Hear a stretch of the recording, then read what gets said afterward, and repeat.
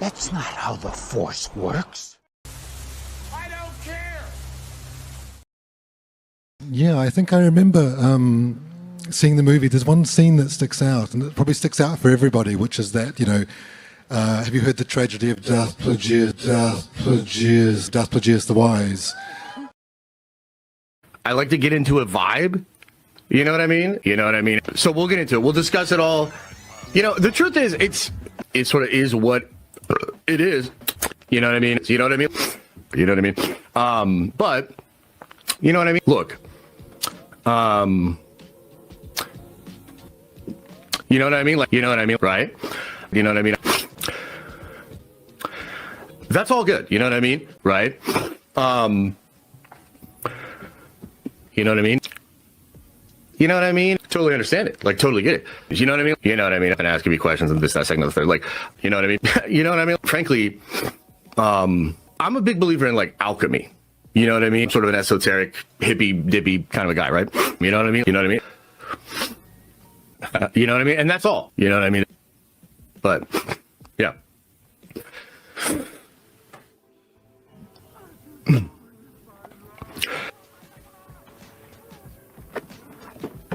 You know what I mean? What are you talking about?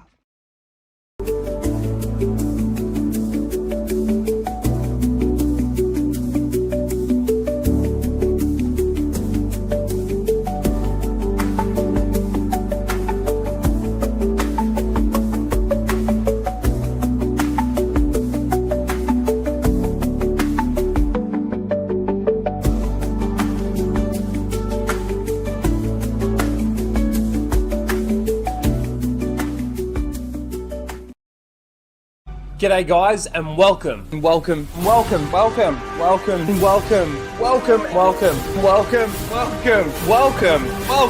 back to Casual Rage.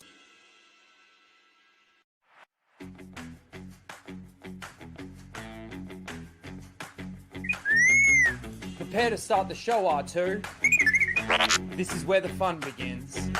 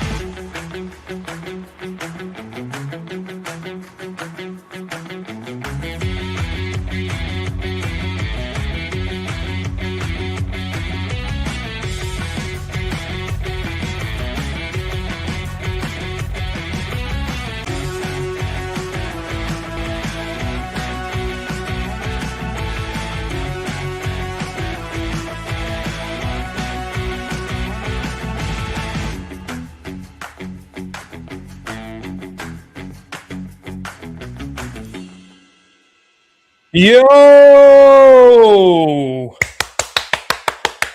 I wish I had a soundboard. How you doing? G'day guys and welcome to Casual Rage 247, where we casually rage out about the topics of the week. And this week, there's been actually a fair bit. We've got the Spiderman trailer. There was a Maul Shadow Lords trailer, which we'll check out. There's a little bit of Star Wars news this week, not as much as there has been in the last couple. We're going to talk a little bit about One Piece. I want to do a sort of because I want to have this discussion with a few other people, obviously, and this is Invincible. And I'm glad that they're releasing it. We got 3 episodes yesterday. So I don't know whether or not they're just now doing one episode a week. We'll check that out, actually. We got a little bit of Oscars stuff to talk about. I don't really care that much. It's just, I got a couple of clips. I got a couple of videos to just see what it was like. I haven't even checked half of these to see. I just save them just in case. So we'll talk a little bit about the Oscars, a little bit of He-Man, and Lara Croft, Tomb Raider. I gotta say, that looks fucking horrible. Fucking horrible. But we'll get into it. How's everybody doing? I hope you're all doing well. The one thing that I've been most excited for, I guess, is the way that I'd put it, is the fact that we're actually, this year feels like we're getting some decent entertainment. It's kind of a little bit of a shock to the system, to be honest. I haven't even seen Project Hail Mary yet. I don't think it's out in Australia yet. I think it was the 23rd that it was coming out. No, it couldn't be the 23rd because that's a Monday. Our release dates are Thursdays usually, so it must be the 26th, unless it's out and I just don't even know. But let's quickly say hello to the chat, see who we've got here. We got Big Phrase, Casual Lightweight Show. Dude, as I keep doing Flash, and I don't drink during the week. I think I mentioned that. I only drink one day a week, and it's a binge drink. And sometimes I feel horrible the next day. Sometimes I'm okay. But the more I've been doing it, the more tolerant my system has become, obviously. Tillium, shalom. Good to see you too. Big Phrase. Shalom. No, shalom doesn't mean hello, by the way. It means peace. But it is a greeting, obviously, that Jewish people use. Fear of FEMA says Rhino is Star Wars theory with DLS5 on. Isn't that some sort of not disability? I don't even know what's DLS5. Let's see who else we got here. We got Mike Hill. How you doing, Mike? Good to see you. We got Speed Force 7. I bet, man, you tell me about it. That's why I'm wearing a jumper. It is fucking cold. Well, it's not cold, but it's not like we're supposed to. Well, we've just come out of summer, but like for it to be like this, very overcast. I guess we are in Melbourne, aren't we? Let's see.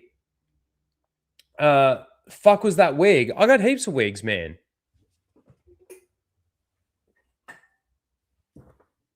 I'll put it over my hat. Oh, it won't really fit. I got that one. The fro wig is downstairs somewhere, so I don't have that here. And then I got this one.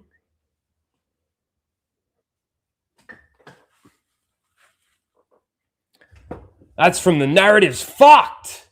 I don't think I've got a clip for that. But yeah, that's the wigs. Let's see. One Punch Man, how you doing? All the lurkers that are here. I see we've got a few people lurking. Well, I can't see you, but I know you're there. I know you're there.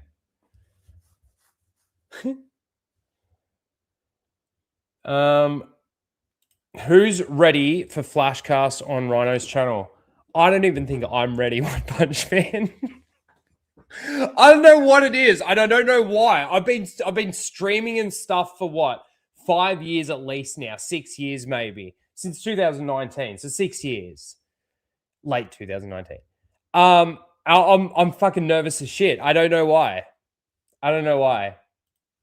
That's right. Once we start and get going and I get a couple of drinks in me, I think I'll be all right. I hope I'll be all right. SWA, good to see you. Get ready to rumble. And Melissa Lord, how you doing? All right, let's get into this. Let's get into the actual topics. What should we do first? Should we get honestly, there's such a minute, I didn't want to start with this, but there's such a minute amount of Star Wars stuff. I think we should get it out of the way and then we can move forward. Because really all there is the Maul trailer, and they released the how they're releasing the episodes, and I got a runtime for Mandalorian and Grogu. Not much. Dune 3 hype. I'm not a Dune person. I gotta say. I haven't watched... I don't even think I watched the old Dune movie. Like the really old one. I know my dad watched it and I sort of sat there and watched it. I wasn't really paying attention to it. My extent of enjoying anything from Dune is the video game, like the 90s fucking video game where you go out and harvest and shit. And I still didn't even know what I was doing. It was just the fact of playing that, like, you know, I didn't know, I still don't know characters. What is it? Trades? I don't know. That's how much I know.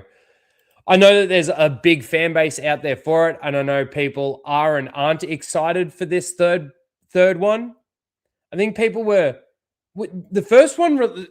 Correct me if I'm wrong, chat. The first one came out in this new run. First one came out, and have you seen the new trailer yet? I'll actually bring it up. I wasn't going to watch it because I don't really have an interest in it. And we watched the second one when that came out, and I didn't really have much to say about it, but I can watch it. First one came out, and it was pretty well received, right? And then the second one came out, and that sort of started the downfall.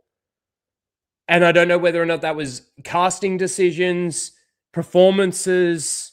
I just don't know. Even when people talk about it on shows that I do watch, like Friday Night Tights or something like that, I don't even really pay attention. Yeah, see, I don't even know what that is. Battle for Arrakis. I don't even know if I'm pronouncing that correctly. Arrakis was awesome. I don't even know where that's from, which movie that's in. Have they done it in the movie, or is it just I don't know. That's the extent of my Dune knowledge. And I always like the sandworms and fucking... But see, all of that was video game stuff for me. You'd build them and you'd fucking go out and you'd destroy shit. To me, that was just like a Command and Conquer game. Words are hard. Yes, especially for me. Especially for me. My dyslexia fucks me up constantly. Massively last week. So embarrassing. All right. Let's I might bring up the Dune trailer, but let's do this. Let's just get past this Star Wars crap first, huh? So here we go. Hang on, I need audio and I need my headphones. 1 second. 1 second. Fuck Star Wars. I couldn't agree more. Got to run to my stream. Well, take care. Have a good stream. Enjoy. Let's get into this. So, Maul Shadow Lord. I don't even think... I honestly don't even think that there's a lot of people out there that sort of know that this is coming. A lot of people, when you ask, like, what's the next Star Wars thing coming out? Mandalorian and Grogu. And that's if they even care. Oh, guys, I forgot. Because I was talking to this guy. I got talking to a guy at work, one of my colleagues, and he knows that I'm a Star Wars fan. He knows that I've got the channel and everything. I need to grab something that he gave to me. I'm sorry. I need to show you guys. Hold on. Fuck. Is it in my car? Fuck. All right. You gotta give me a sec. Like, it'll be worth it. I promise. You know what I'll actually do? Let me take this down just quickly. We will come back to this. Straight into the first topic. And I already completely forgot. We'll give you Mozza fighting. Hopefully that's enough time. I'll be right back. Oh, Mozza, read that. So Mozza, don't let the American bitch. Did you just fart? Yes, I did. tell you what to do. Alright, I'm gonna spend time on Question mark. I think it's bedtime for Mozart. That's the type of videos that we watch on fucking Happy Hump Day.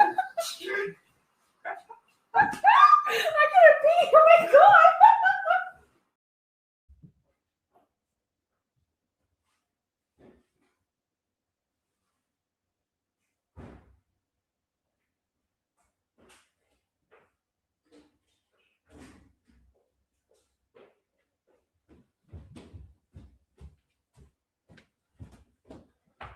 All right. Fuck.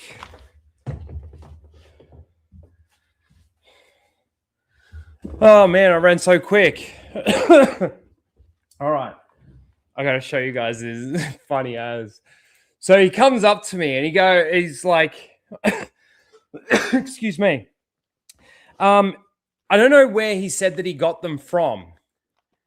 And I didn't really know why he was giving them to me, even though, like, he's a Star Wars fan as well. So maybe these are just extras because there's a couple of double ups in this.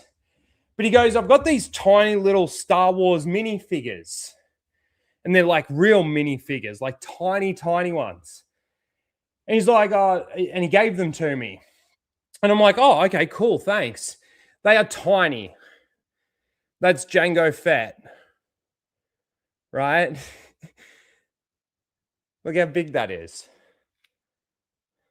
Tiny, right? And he's like, just hands them to me, and it's just like a pile of them. And I start going through them.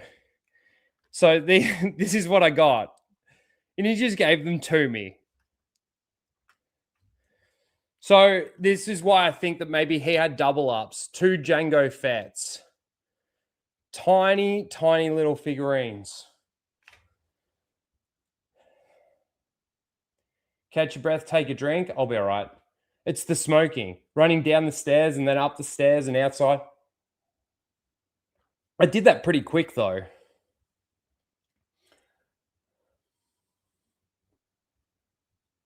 Why does it look like Rhino is doing Blabs' nails? Oh, in the clip. I don't know. All right, so you want to see the rest of them? All right, here, I'll show you this one first. Because this is one that I think, okay, it's Chewy. The problem is that it's, see what's behind him in the image there? Like, that's just a part of the box. There's obviously not any porgs in there, but they are porgs on the background. So they are, that's a Last Jedi mini fig.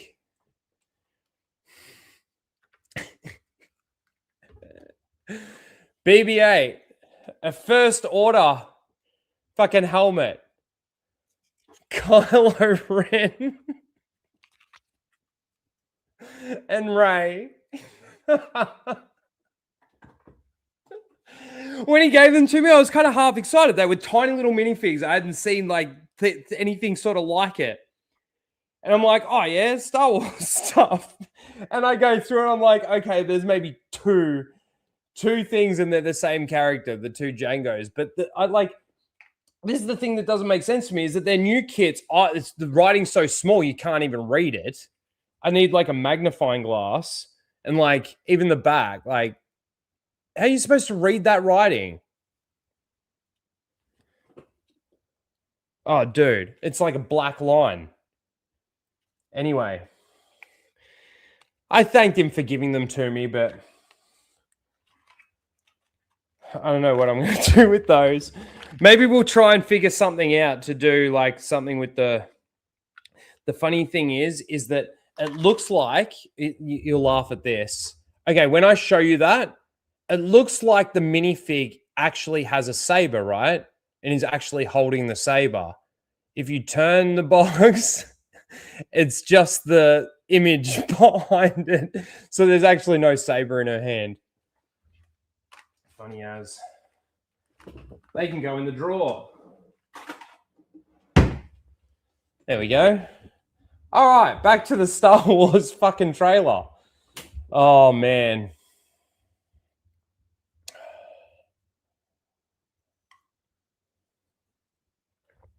Wait, is that Blabs from Side Scrollers? Yeah. Blabs awesome. She came to Australia. We all hung out. This was back when we were doing the full Aussie. Lethal and me and Mozza and Grant was there. You hear him laughing in the background.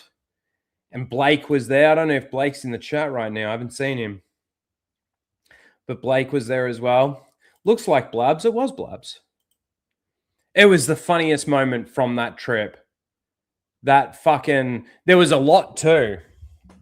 There was me and Mozza playing Uno.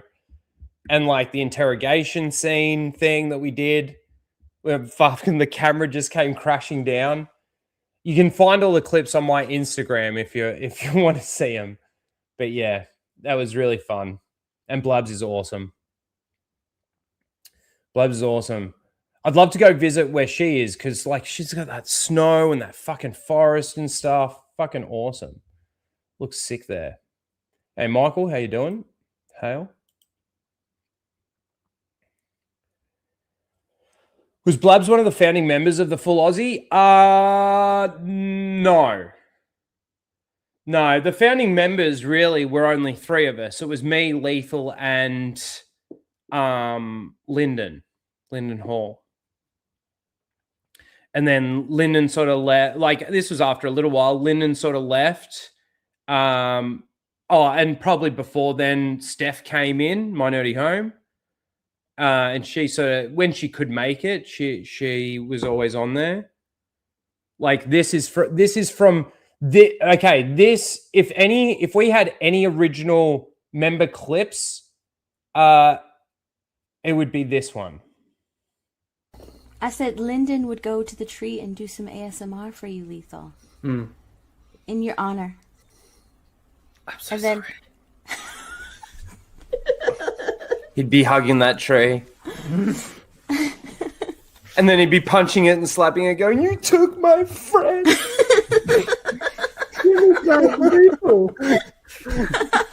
Kicking it. How dare you? That would be you, Rhino. Nah. I'd be there going, "Why? Fuck you, Disney! Why?"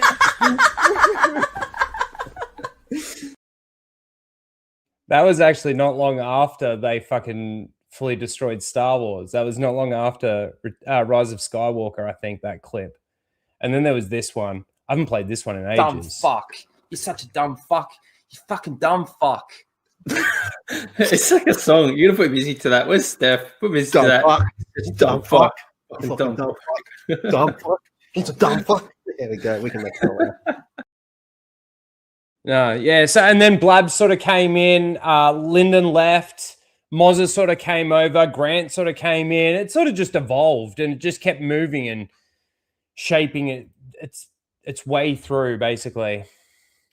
Anyway, let's talk about Star Wars. Fucking Star Wars. At least there's not a lot to talk about when it comes to fucking Star Wars. Now I'm going to put my fucking headphones back in. I kind of put myself completely off the game, fucking having to go get those minifig figurines. Minifig figurines? Am I retarded or what? All right. So,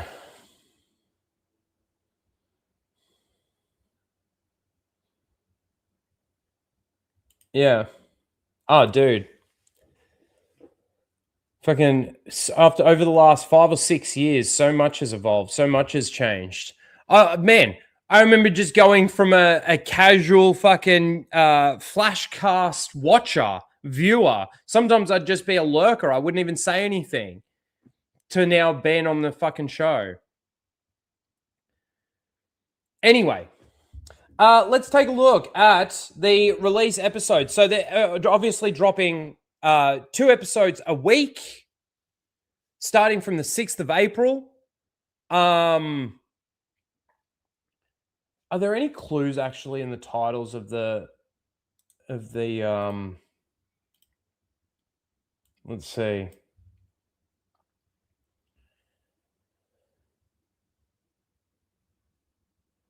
The Dark Revenge, I guess not. I'm trying to think if there's any sort of connections between any of these episode titles and possibly something that we had in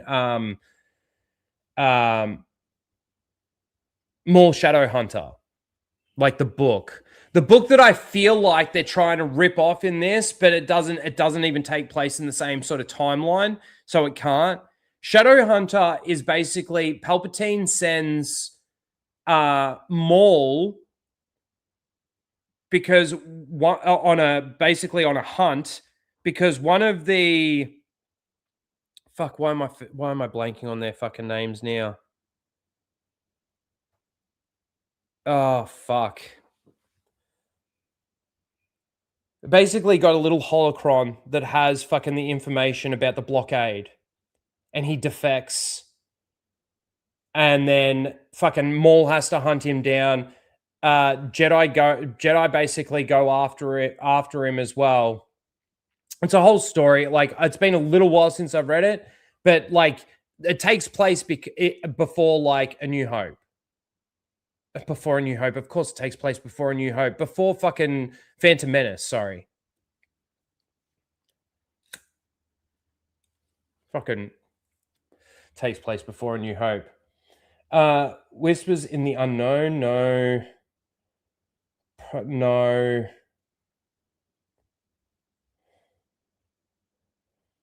Night of the Hunted.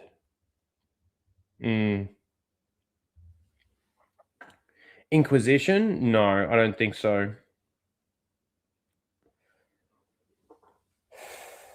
Call to the Oblivion? No.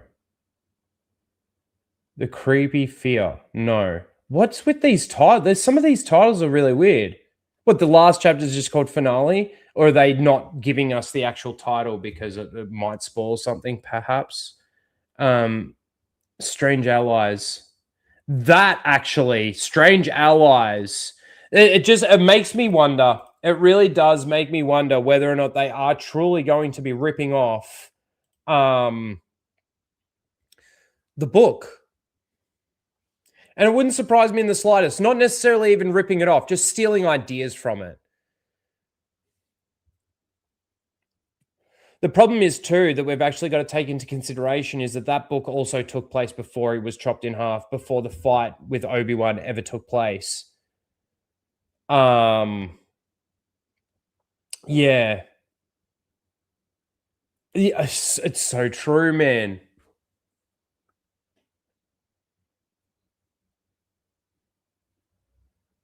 It's so true. I mean, some of them aren't too bad, I guess.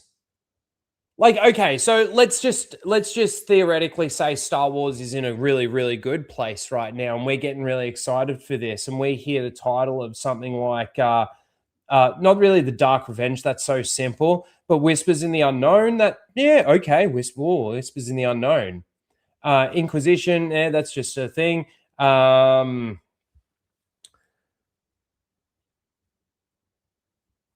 Pride and Vengeance. Maybe not. It's hard, though, to put my mind in that mindset because Star Wars is in such a fucking bad place. You know what I mean?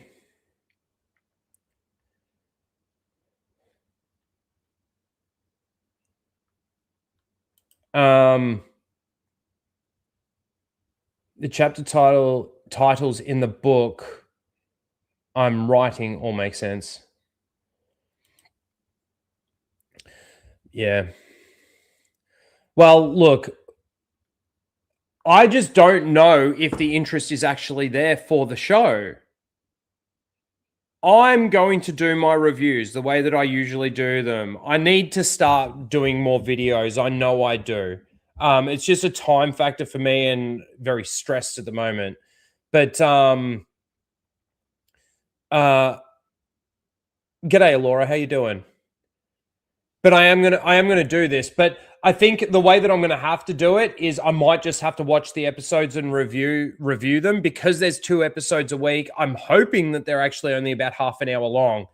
But But you know, with Disney's fucking Star Wars and especially their animated stuff, you could have something that's 28 minutes long, and then you could have something that's like the next episode is like 40 minutes long. They're all over the place. They can't be consistent in really anything that they do, to be fair.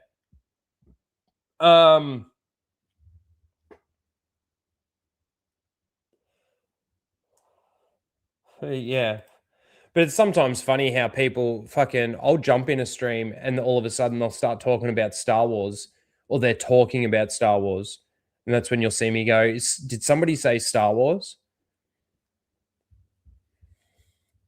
Let's watch the trailer, shall we? Now, this is the other thing that I actually wanted to point out with this. The trailer's been out for 2 days. It has 1.2 million views. That's it. 1.2 million views in 2 days.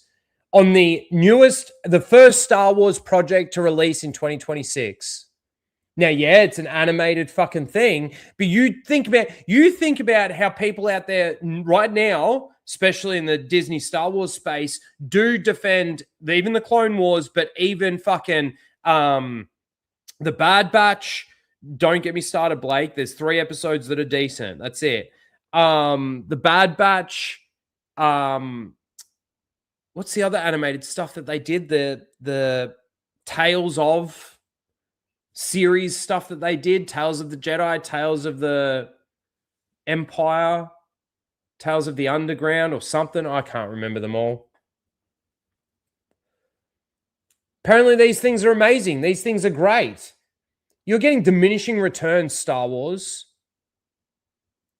On nearly everything that you do moving forward, you continue getting diminishing returns. Now, the thing is yeah, the next fucking Mandalorian and Grogu trailer that drops, you'll get more than 1.2 million views in the 2 days. I get that. Rebels, thank you, Soul. Visions doesn't really count, Mike, because it's completely separate from canon. It's basically them trying to do a Star Wars manga thing. I don't really count Visions. I'm not interested in it at all. I haven't watched a second of it. The only things that I watched or reviewed or talked about when it came to it with the trailers. But then, yeah, 2 days, you got 65,000 upvotes to only 500 down. 500, just plain 500, not 500,000, obviously. Yeah, I actually need to get that fucking... I don't know what happened on another stream with Jay, with Drunk 3PO, but he came onto his stream that day and then like started fucking just playing it. No, it just made me laugh nearly every time. Fucking, yeah. I wonder if they sold that here. I might check. All right, let's check out the trailer because I haven't even watched it yet. I know it came out 2 days ago. I still haven't watched it yet. Our target is a syndicate leader. He is associated with several criminal organizations and proficient with a laser sword.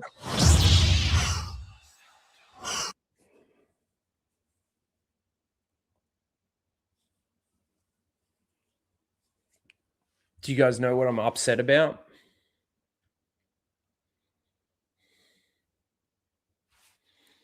I'll unpause it and see what you say.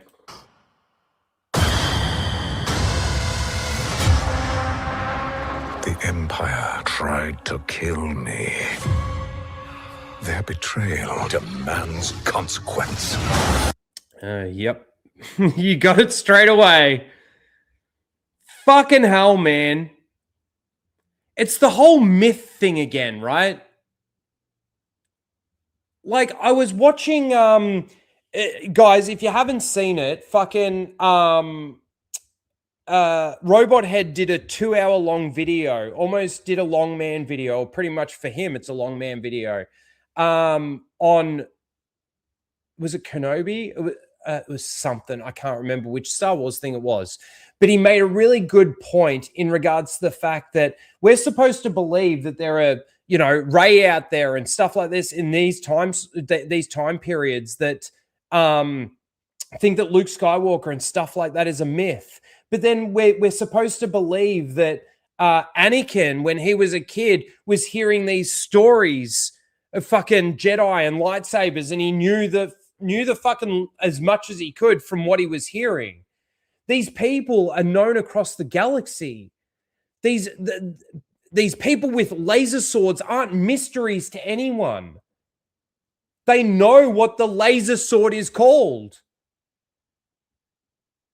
Now, people also want to then make the argument of fucking Anakin in Phantom Menace saying your laser sword, speaking to Qui-Gon. There is an explanation behind that. It's just Dave Filoni, ladies and gentlemen. And that consequence requires a weapon. Together. Okay, because I need to go back. I'm sorry, I need to go back a fair bit. The Empire tried to kill me. Their betrayal demands consequence. And that consequence requires a weapon. I don't know who that is. We can destroy another Jedi survivor, though, right? He wants to fight as allies. The Empire may be our common enemy, but Maul will never be our ally.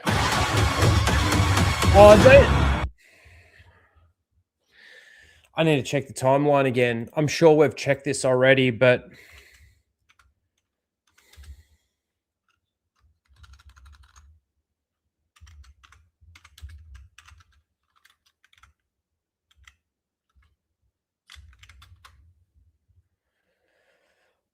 roughly a year to 3 years. Why can't we get this fucking why can't you just give us the year that this is fucking set in?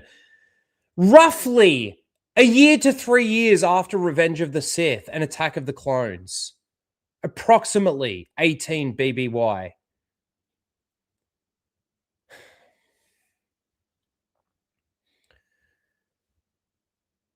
Now, the reason why I wanted to check that is because, yes, the closer we are to Revenge of the Sith, the more likelihood there are Jedi survivors, right? The Purge, we know, even if we talk about actual Star Wars canon, we know that the Purge didn't destroy all the Jedi, and I'm not just talking about Obi-Wan and Yoda and the kids. So we know that there were survivors after that, right? And the person tasked to hunt all of those Jedi down was Darth Vader. Bringing this in and having Maul here, influencing stuff, being a part of whatever, like straight off. Oh man, it's going to be interesting. It's kind of like also too, like any of this stuff is taking place on Coruscant, and Vader or Palpatine are even there or close to it or anything like that. It's sort of the same argument for me as Andor with Luthen's store, right? They wanted to chuck all the seal clapping shit, all the nostalgia in the background. They wanted to put Starkiller's armor in there. They wanted to put Padme's headpiece in there. Do you reckon fucking Anakin is going to allow that?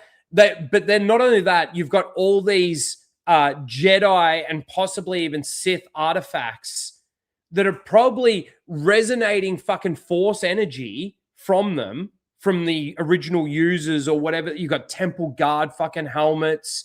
You've got fucking, what other Force sense? Oh, the two holocrons sitting in the back room. Like, all of those things that store would have been emanating just force energy. Fucking both Palpatine and Vader would have sensed it and not allowed fucking this person to be selling any of these fucking artifacts. Would have gone there, stormed it, and taken the artifacts. And I kind of feel the same way with this. You're telling me that fucking this is taking place a year to 3 years after Revenge of the Sith. Look, it could, but having Maul there really throws a spanner in the works. You've really got to try and fucking twist this fucking headcanon around to make it real.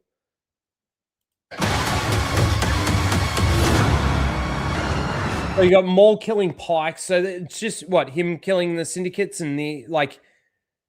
You know, the other thing too that you got to remember is that in the last season of the Clone Wars that they did, fucking Ahsoka was telling fucking Anakin, but she knew that Maul was taking over, didn't she?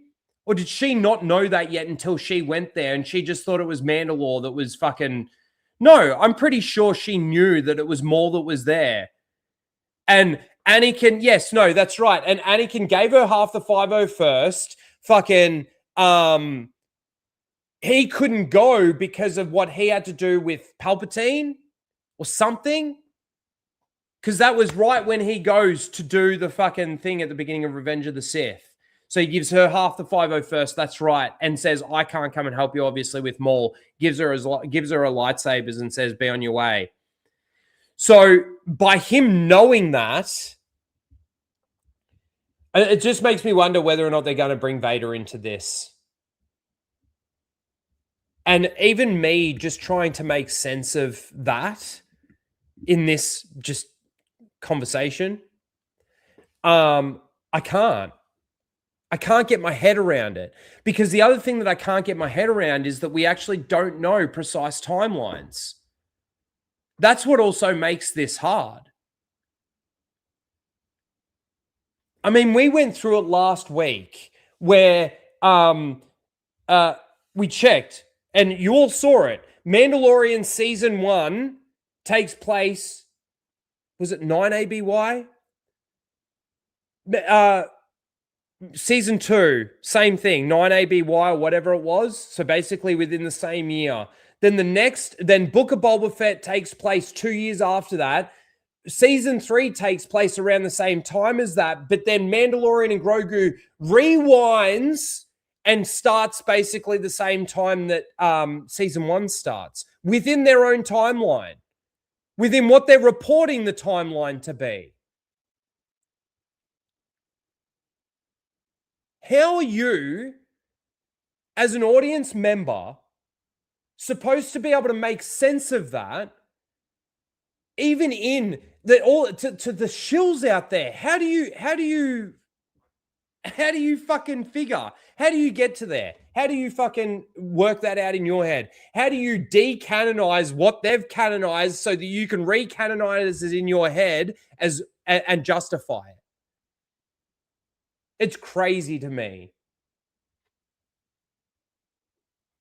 We need to find them. Whatever it takes.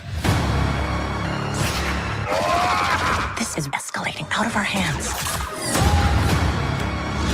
The Empire will want answers. The Empire will lock this planet down. Jedi. And oh my God. Are we supposed to believe that Palpatine and Vader within a year to 2 years have already got like mega inquisitors and fucking shit like this? This one back here, where is he? This one was the one that Ahsoka killed when they decanonized the Ahsoka novel to be able to do the Tales of the Jedi.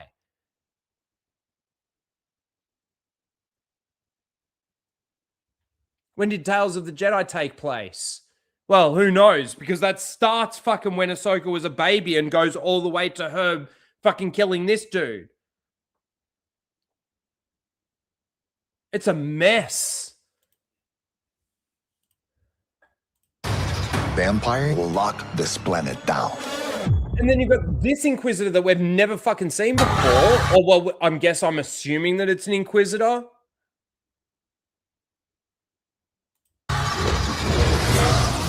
This one? Unless that's the same one. I mean, to me, the helmet looks completely different. That looks more rounded. That looks so much more squared off. Jedi, where is Maul? I'm right here.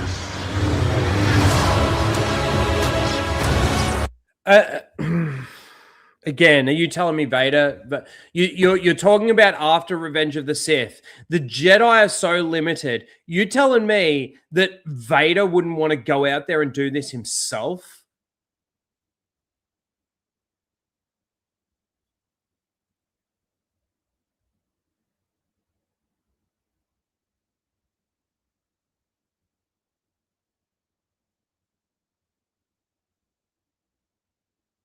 Rhino, the show takes place in 19 BBY.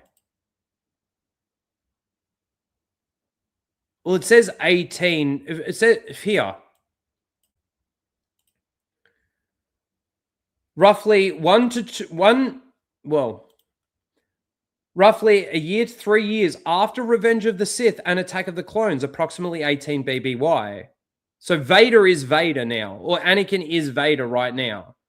Revenge of the Sith has happened.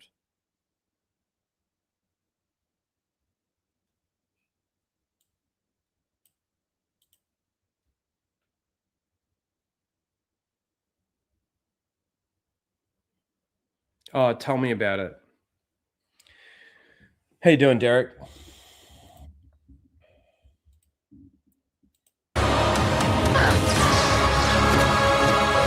Again, Maul teaming up with another fucking... Maul teams up with fucking the Rebels crew. Like, obviously, fucking Maul is doing whatever he can and recruiting whoever he can to survive. Man, it doesn't make sense. It just doesn't make any sense to me. Let us have our revenge.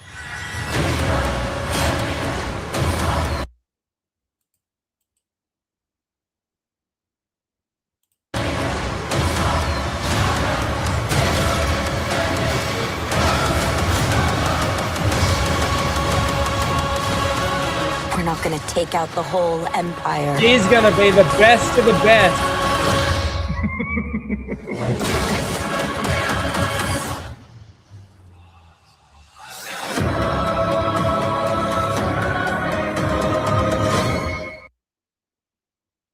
So I do. The one thing that I didn't really get from that is like, what's Maul's motivation? What's he wanting to try and do right now? Is he just wanting revenge after fucking the Empire tried to kill him? Is that it?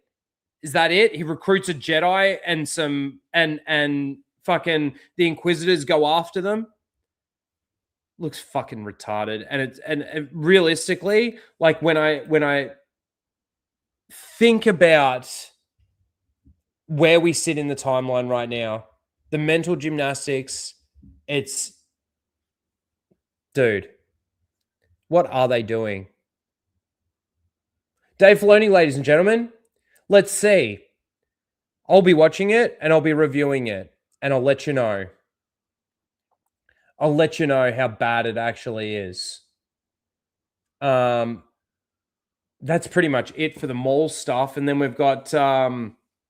they released apparently the runtime for Mandalorian and Grogu being 2 hours and 20 minutes. I don't really care. That's 2 hours and 20 minutes of death.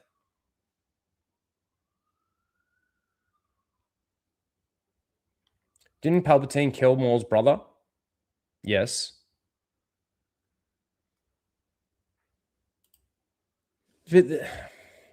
Maul should not be alive. He shouldn't be. He was an awesome character. He got taken out, but this is where you need to, it doesn't matter that the fucking character is fucking awesome. It's not enough of a justification for bringing him back. You want to tell stories? Fucking, I've said it before.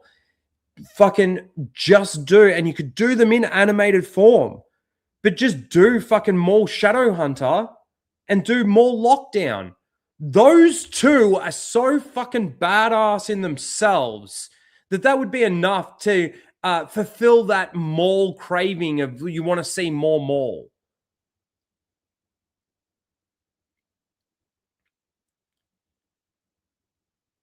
Dude, Maul Lockdown, he's not allowed to use his Force abilities in so many occasions when he actually wants to. And almost needs to. Seeing in Maul Lockdown, seeing the Wampa fight would just be the best. It would look so cool. And seeing Maul struggle with that without being able to use the Force, not because he's not because he's not able to use it, because he's been ordered by Palpatine that he's not allowed to use it. And there's so many fucking underlying things. Test. Is it a test? Is it actually legitimate that if he fucking does use it, they're going to get found out? Like what? There's so much to that. And then Maul Shadowhunter as well. Maul Shadowhunter, that when I got recommended that by Stig. Shout out Stig if you're out there. It's been a while. I got recommended that by Stig. And the funny thing is that he recommended it to me even before he'd even read it. But he said that the way that it was described to him was that it was like a bit of a Terminator 2 in the Star Wars universe with fucking Maul. And I can see the connection there. But dude, like even just doing that, you've got Jedi in there. It's before Phantom Menace. You know, it's a mission by Palpatine. And fucking you got Plagueis watching him. In fact, you got Plagueis watching him in both instances. Oh, hang on. No, in Maul Shadowhunter, it's the conversations and stuff that take place. I don't know whether or not you actually know whether or not Plagueis is watching Maul in that, but he's definitely watching because the fights that take place in the prison in Lockdown are like televised and there's betting against them and stuff like that. Yeah. That would have been good. All you had to do was adapt those. And that's the thing with them decanonizing the expanded universe. Dude, even after reading those books and knowing exactly what would happen if they were to put that to screen, if they were to put that in animation, because you got to remember, that was one of the reasons why they didn't want to do the expanded universe. Not only did they want their creative freedom, which was the main narrative that they ran it off, I remember someone saying that they didn't want to do the fucking expanded universe because for those people that have read it, there's going to be no surprises for them. They already know the story. So you're not going to be able to get a "no, I am your father" moment. You're not going to be able to get one of those shocking moments because there's people out there that have already read the stories and already know the canon. Already know what happens. I don't give a fuck. I've read Maul Shadowhunter. I keep almost saying Maul Shadow Lord, which is fucking annoying. Maul Shadowhunter and Lockdown, and I would love to see those fucking adapted in some way, shape, or form. Again, doesn't even need to be live action. For those offshoot books and stuff like that, all you would need to do is animate them. I've already said one of the best things that they could do is decanonize everything that they do and then do the Heir to the Empire trilogy. But because you can't now do that in live action, as bad as this might be to some people, animate it. And then move forward and then cast your Jaina and Jason Solo and your Anakin Solo and your Ben Skywalker. And then, you know, obviously you'd have to recast your Leia and your Han and your Luke and stuff like that still. But I don't know. If you did a transition of doing Heir to the Empire in an animated form, but you spent good amount of money, you made it really fucking good, and you didn't do it as a series, you did it as movies. Animated movies. And then you move forward back to live action with the grandchildren of Anakin. I don't know. I'll tell you what, it's better than what we've got right fucking now.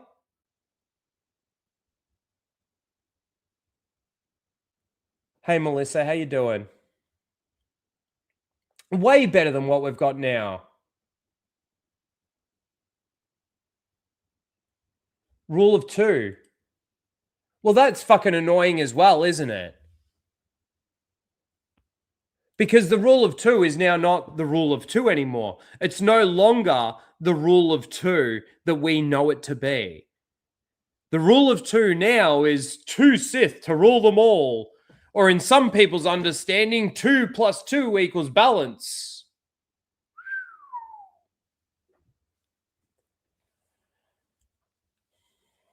That's the best thing that they could possibly do. But they're not going to, obviously. So we've got to continue moving forward with what they do give us, which is just going to be the crap.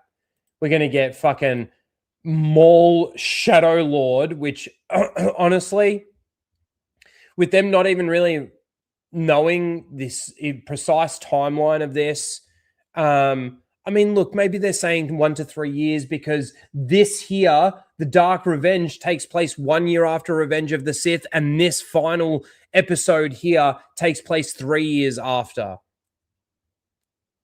But you know what's really funny? Is that if you go and check just one episode of like the Clone Wars, as bad as I think the Clone Wars are to canon, you go to one episode, it almost tell you the exact day within universe that took place in. Because back when George Lucas was in charge, things made sense. Things actually slotted into the timeline. If they were slotting them into the timeline, well, I'm not going to sit here and say everything was perfect.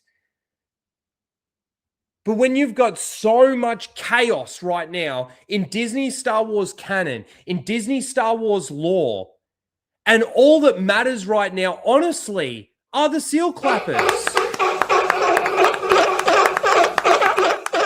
It's honestly all that matters right now. The Disney shills, the small minority out there that's not going to last at all.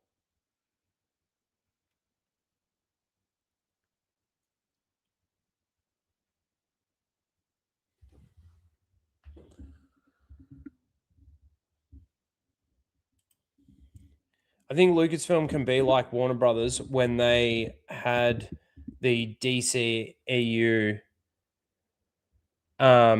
with all the animated films. I agree. It can be.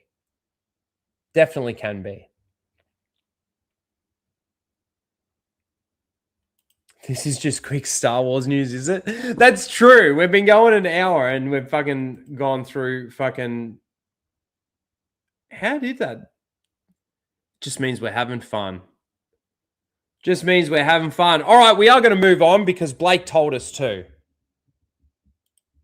We're going to move on to Spider-Man. The Spider-Man trailer.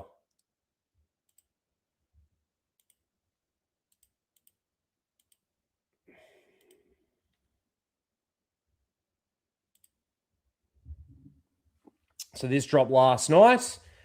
Spider-Man Brand New Day in theaters July 31st.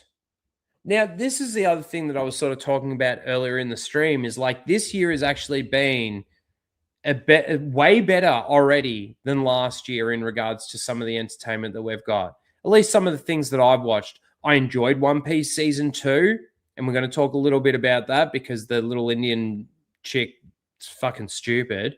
and we've got a clip from her from the Oscars. I'm looking forward to Project Hail Mary. The first 3 episodes of Invincible were actually pretty good. What was the... There is a movie that I've already watched this year. What am I missing? Yeah, saying Greg the Link. He loves this trailer. I'm sure he does. All right, let's see. I can't believe our first hit MIT. MJ, come on. Pretend like you're not the happiest you've ever been in your entire life. I can't. I knew it. It's got a flip phone. I'm sorry. I need to. Does that phone flip? Does that phone fold in half?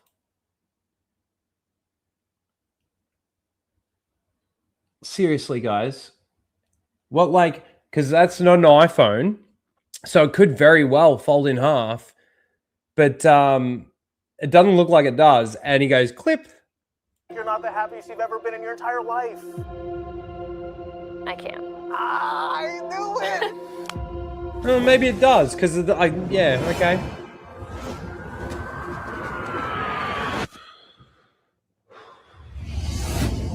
Oh, seeing his face from inside the mask. Hi, my name is Peter Parker. You don't remember me, but we used to know each other. Something bad was going to happen, and the only way to stop it was to make everyone forget about me. Because I'm not just Peter Parker. I'm Spiderman. The hell, Frank? You just hit me with a van. Quit your whimpering. Suit yourself.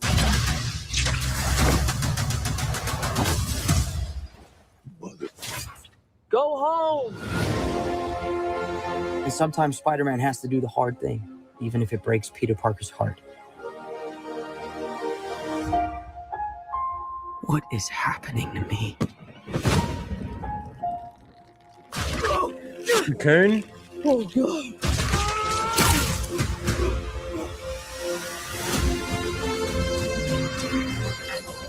Excuse me, Dr. Banner. I need your help. What did you say your name was? If DNA is mutating, it would be enormously dangerous. Spiders have 3 life cycles. When between cycles, it can leave the spider vulnerable to threats.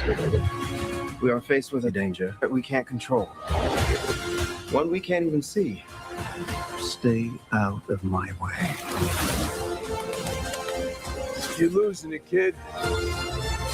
And for those spiders who make it through, it amounts to a kind of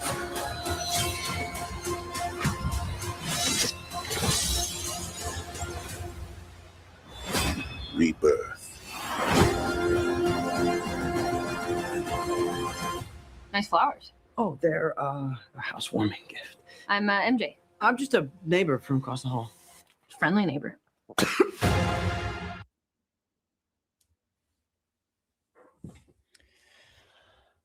Okay, I was pretty underwhelmed by that.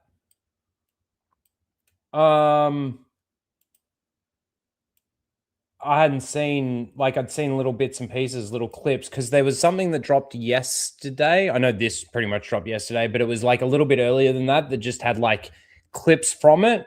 That was all I saw up until just now. This is going to be one of its downfalls, because he's just retarded and nobody likes him anymore. The thing that gets me is, who's the villain in this? He's obviously, like, I wouldn't even necessarily have a problem with multiple villains if it was the Sinister Six, but it's not even that. Yeah, Vomit Ruffalo. Is that Venom too, this? That's red. Symbiote of some kind. Yeah. I gotta say, I was very underwhelmed by that. It feels like to me that it's kind of that whole thing where we sort of say that, you know, they got no confidence in it, so they got to bring Punisher in there, and you know, again, like the villains that are in this, I don't even know. Who is he fighting? What is he fighting for? Honestly, this trailer feels like one of the new Star Wars trailers where it sort of gives you nothing. I don't know. I was really underwhelmed by that, and I didn't really want to be. I don't mind this Spider-Man. I'm not going to necessarily say I like, because there's some things that I really don't like about this Spider-Man. But I don't mind it. But like, you know, if this is, because as far as I know, this is supposed to be his last gig as Spider-Man, if I'm not wrong.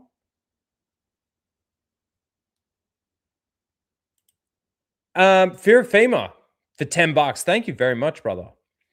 They went to all the trouble to erase his past and reset. I bet they have him end up right back where he was. That's what I'm sort of getting from this, though, too, because Marvel is over and can only repeat itself.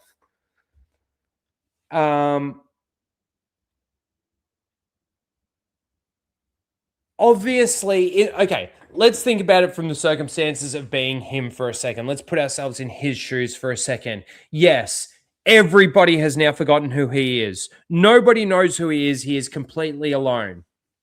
He obviously would he even still go to school? Even the teachers have forgotten who Peter Parker is.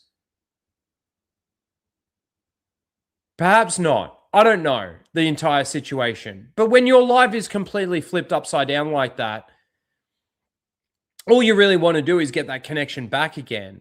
You know, the love and everything that you had, friendships, whatever. You would want to do that. And maybe he would probably stalk a little bit, keep an eye on his buddies, you know, his ex-girlfriend, basically, which sounds a little weird to say, you know, to be creeping on them and all of that sort of thing. But you got to kind of think that that's how he would be feeling. But if they just reset what they did,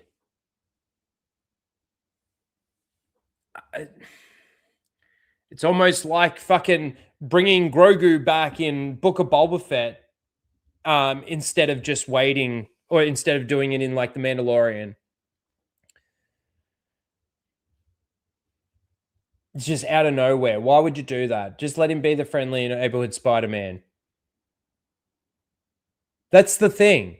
This is the thing, though, too, is okay, if let's say he wanted to try and get back with MJ and he wanted to try and help her remember, or whatever the case may be, I'd actually be more okay with that if we'd seen this Spider-Man just being Spider-Man for at least a certain amount of time.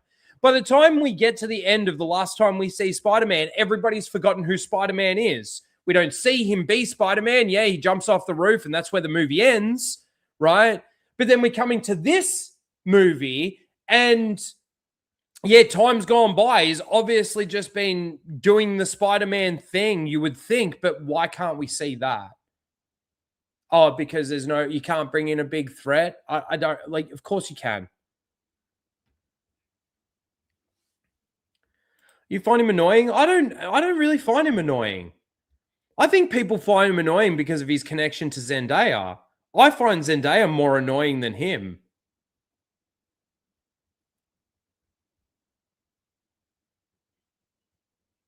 You know that movie that's got fucking Ray in it, Daisy Ridley, with him in it? Chaos Walking? Is that what it's called? I think that's what it's called. I actually didn't mind that. I don't, like, it's the premise of the movie is pretty, like, out there. But, like, I didn't think either of their performances were horrible or anything like that. And neither of them necessarily annoyed me in that movie. I'm not sitting here saying it's great by any stretch, but it's watchable. I hope you've been going well too, Sula Felix. Good to see you. Good to see you. So, I mean, look, to me, that was really underwhelming. I don't know what's going on here. Something has possessed him. We are faced with a danger that we can't control. And then goes up and possesses him. We can't even see. Stay out of my... Who's that supposed to be?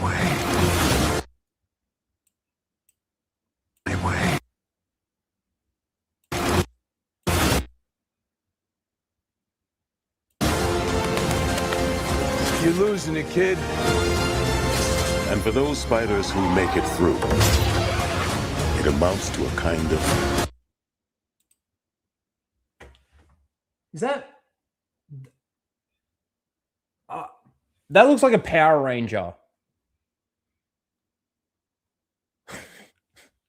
That looks like a fucking Power Ranger. Who's that? This is the other thing too. There's no build up to any of these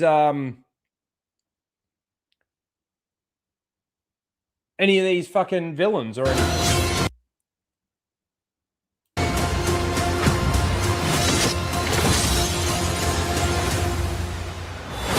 Rebirth. Yeah, I don't know. It just that really underwhelmed me. It really did. And I was actually kind of excited for this, to be honest.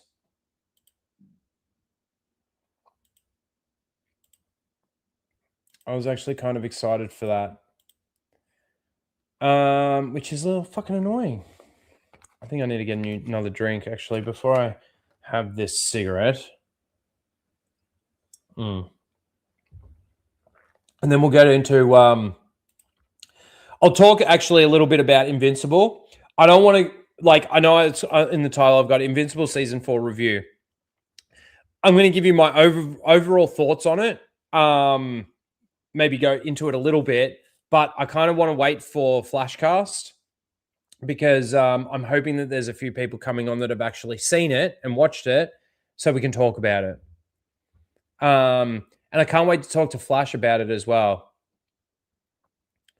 which will be next week, though. All right, let me get a top up of my drink here. I'll give you... you want to see Blabs? You want to see Mozza fart again? It's the perfectly timed clip. It really is. It's only 32 seconds long. It does actually feel like it goes longer than that. 32 seconds long, but it's enough time for me to run over and grab a drink. Well, sometimes it isn't, but anyway, I'll be right back. Oh, Mozza, read that. Mozza, don't let the American bitch. Did you just fart? Yes, I did. Tell you what to do. I think it's bedtime, Mozza. Question mark. I think it's bedtime for Mozza. That's the type of videos that we watch on fucking Happy Hump Day. I gotta pee. Oh my god.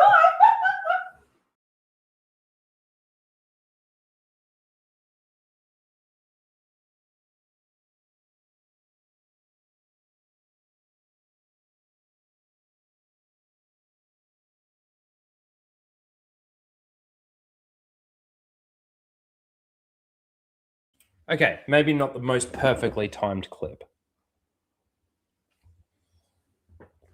All right, we got a bit of audio that we got to listen to, so let me put these back in. Fucking... Actually, let me talk about Invincible really quickly. So we had Invincible Season 4 dropped 3 episodes yesterday. Watched all 3. Still very, very good. Still very enjoyable to watch. Nothing Like, again, I haven't read any of the manga. I haven't, which I'd like to do. Any of the, well, it's not manga, is it? It's comics. I haven't read any of the comics or anything like that for it. And that answers your question, Speed47. I want to, and I want to get the omnibuses because that's Flash ended up doing that, and I kind of want to do that as well. But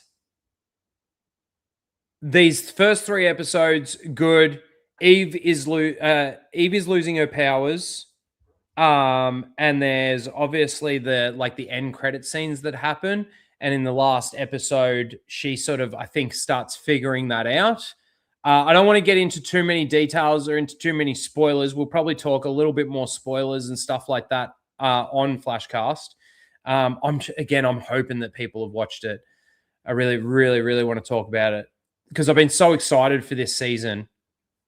Pretty much all of episode 2, I think it was just all Nolan and Alan going around the galaxy trying to find weapons and people to help with this war against the Viltrumites.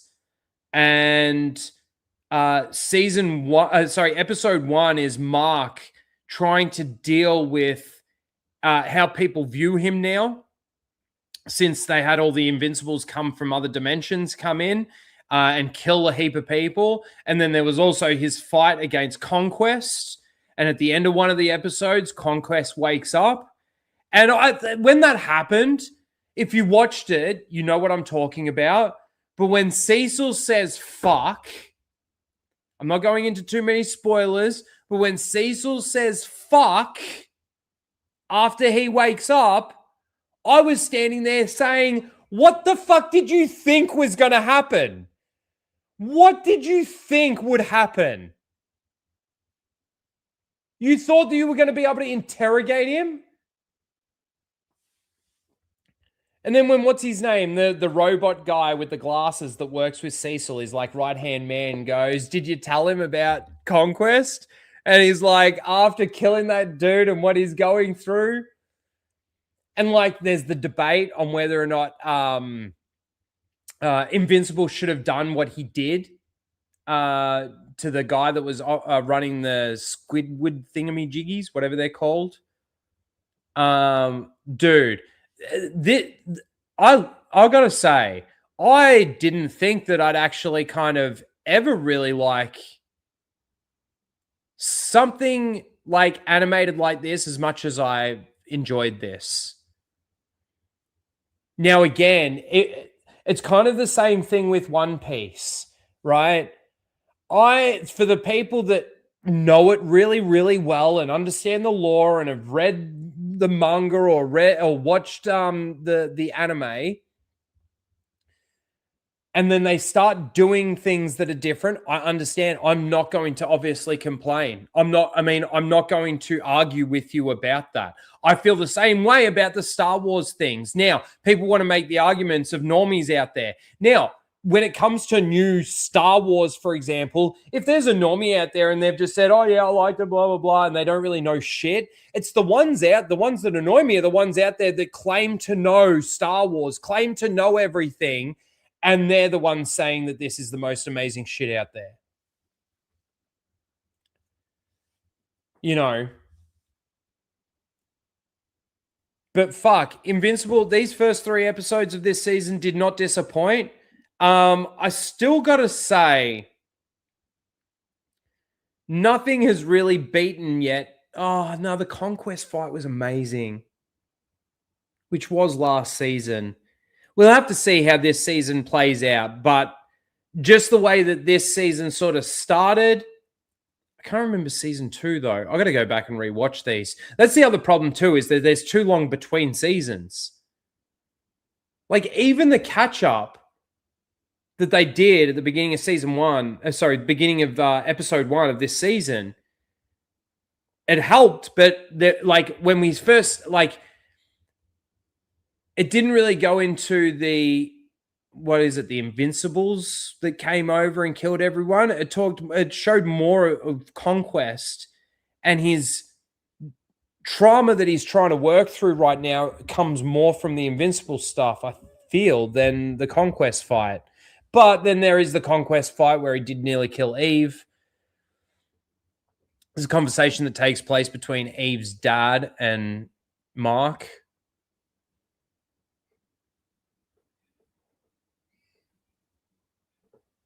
Invincible and Omni-Man fight is still the best. I'd probably agree with you on that. Like, for me, I think the reason why season 1 for me is still the best and so good was the shock value that I had when Omni-Man killed all the Guardians. And you actually get a bit of explanation to why he did that. It's crazy to think, and even Alan mentions it in that second episode where he goes, "Did you actually make me feel for your like race with what happened?"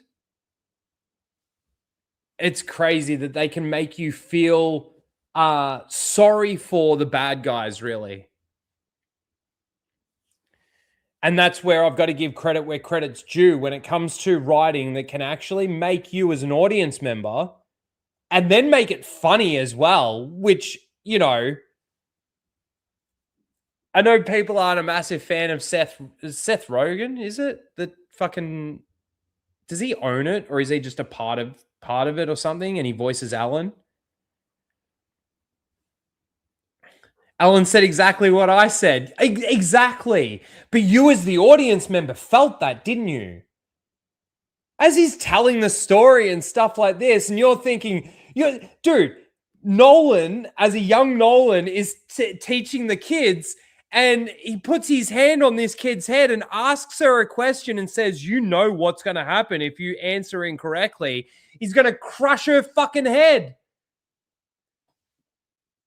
And then by the end of the story, you're feeling sorry for these people? It's crazy. We're talking about Invincible. It's crazy good. And again, like I said, when you got writing like that, it actually makes it very enjoyable. And this is the thing, though, is again, I don't know how loyal or disloyal it's actually being to the source material. It seems to me that it's being quite loyal to it. And the only person I think that I know that's actually read through it is Flash. And he says that it's doing a pretty good job of it.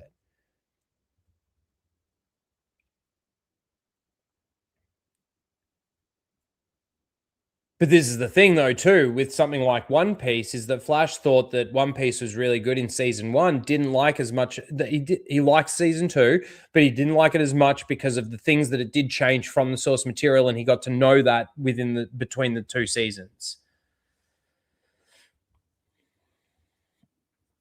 So I'm not going to argue with someone if they've actually sat down and read through the source material and read through it and they've gone, oh, that wasn't supposed to happen the way that it happened with, let's say, Conquest. Not the fight necessarily, but just what happens in these first couple of episodes with Conquest. You know, maybe it wasn't supposed to go down like that. Now, the thing is I would need to then get the context of it, because there's some things, again, when you do, like, when you take something off the page and you put it to screen, you can't necessarily do beat one for one beat of that. The best that you can sometimes do is get as close as you can to it, but you're not necessarily going to get it perfectly the way that it comes off the page every time. Like, it's crazy to think. I reckon the best Vader show or movie that you could do would be The Rise of Darth Vader. Adapt that book. The hardest part of adapting that book is so much of that book is inside Anakin or inside Vader's head. So, like, man, 30% of that book, you're inside his head. In fact, I'd say 40% of that book, you're either inside his head or inside somebody else's head.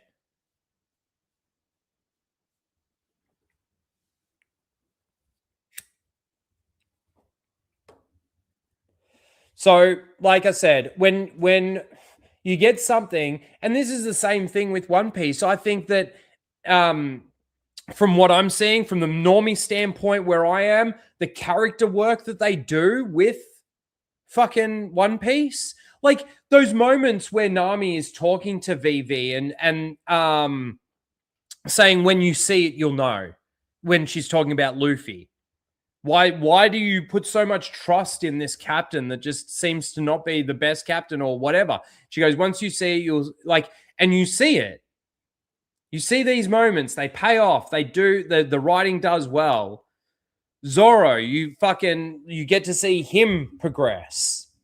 All of them, in fact. But you also get that progression with Invincible. You also got that progression with Knight of the Seven Kingdoms in such a small amount of time.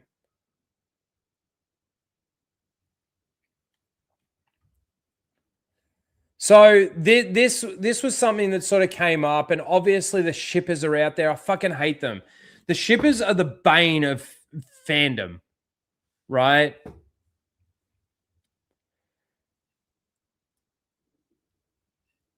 Charithra, I don't even know how you say her name. Talks about Nami and Vivi's sexy and supportive relationship in One Piece Season 2. Now, one thing that I think we were talking about last week on Flashcast was between the characters, apparently in the anime and stuff like this, there are no real relationship, boyfriend, girlfriend sort of relationships and stuff like this that take place. Now, I could be wrong. Maybe there are some here and there, but it revolves more about these friends as opposed to it evolving into a sexual relationship or something like that. But this is just, this is the narrative being pushed, and it's only being pushed by the actor. That's the crazy thing. You get moments in there where, like, even Nami says, "Oh, it's nice to have another girl on the ship." Like that to me, that is completely normal and understandable. It doesn't mean that she wants to fuck her, scissor her. Does it? Is that where we're at now? Like, if I was on a ship and I was surrounded by a bunch of girls, which would be fucking awesome, but I'd be surrounded by a bunch of girls, and another dude comes on the ship, and I'm like, oh man, I've been surrounded by these women for so long. It's so awesome to at least have another dude on the ship. Does that mean I want to suck his dick? Like, if that's what that means now, please tell me so I make sure I don't make that mistake and say that.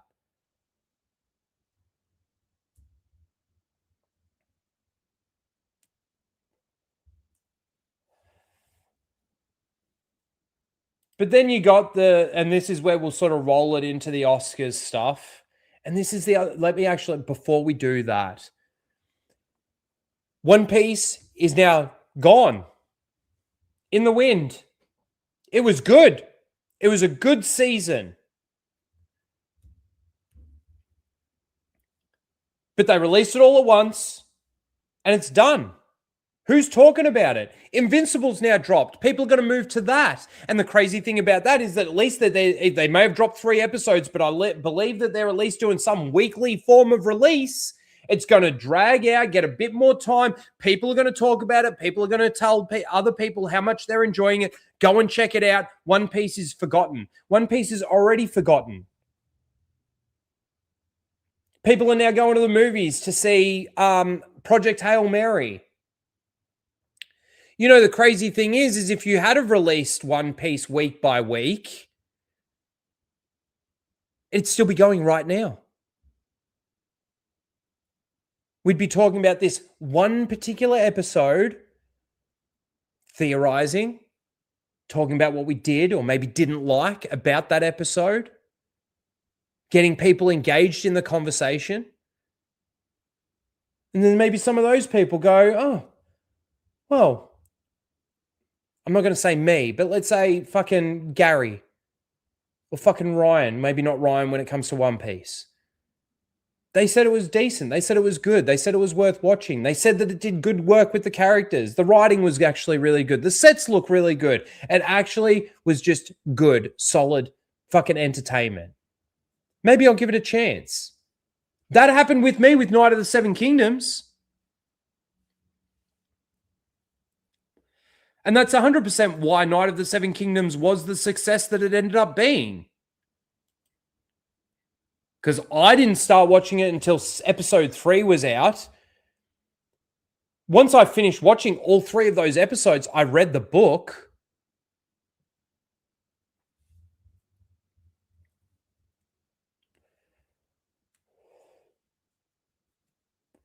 Shippers are retards, man. One Punch Man, you're not fucking wrong.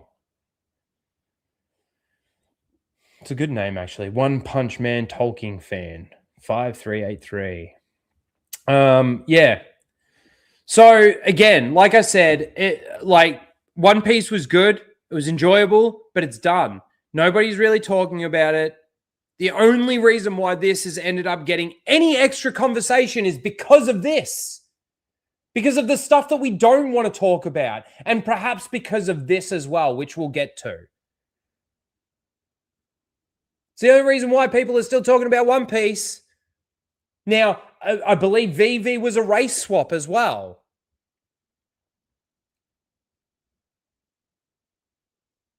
I don't like the idea of it. As a normie, I didn't know that. And it didn't seem to affect my my ability of watching or enjoying the character. Oh, well, then it's okay to race swap Luke Skywalker. I don't know if there's exceptions to the rule or not, but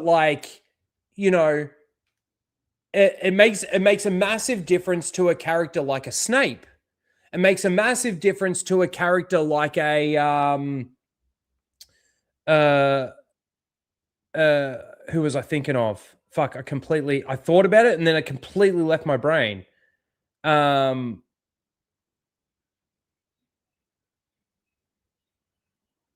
It matters if you do it to let's say a Magneto, with all the rumors from a while ago, right? It would make a difference with something like that. You know where it doesn't really make a massive... I mean, it does because it's Norse mythology, but what's his name? Helmdo, or whatever his fucking name is, from Thor. Did anybody really care about that race swap? I know in the moment I didn't. I heard about it after the fact. I'm kind of like,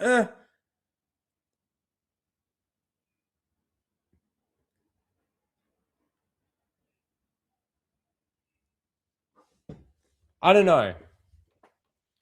But the one thing that I fucking can't stand are the shippers. The one thing that I can't stand are the fucking Twilight people. And the ones that say that they need to see themselves on the screen. That's where I get turned off. Because you're retarded. If you feel like, let's say Vivi wasn't race swapped and she was a white chick instead, that would change your viewing of the show?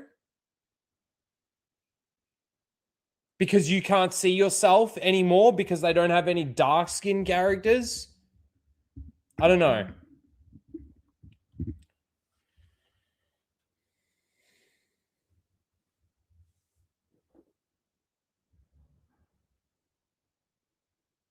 No, you love Shad Rhino. So let's go into some of these Oscars things, because obviously they were all wearing pins. Of course they were wearing pins. But let's just, like I said, I watched some of these. I watched this one already. I don't think I watched this one yet. I watched a little bit of this one, and it was I only clipped this one because we had to get the guy that asked, is this the gayest? But he's asking about the pins. And then we got some stuff. Yeah, we'll get to it. It's an Artist for Ceasefire pin, and what we are demanding is a ceasefire in Gaza. And I think that I am so blessed to have a platform, and this is the least I can do to use it. And like sometimes the news cycle is so fast and people move on, but the people in Gaza and the West Bank are still suffering. So yeah, it's just bringing attention to that. Using your platform to destroy your career.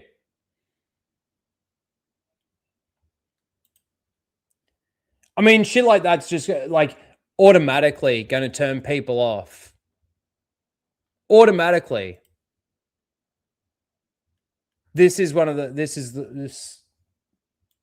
hurts me because he's a good actor. Tell me about the pins you're wearing tonight. Well, I'm wearing a pin that I used in 2003 with the Iraq war, which was an illegal war. And we are here 23 years after with another illegal war created by Trump and Netanyahu in order with another lie, which is like to defeat the regime, but they are radicalizing the regime by their horrific actions. So that's not the reason, as it was not the reason weapons of mass destruction in 2003. So, and also the Palestine symbolism of resistance.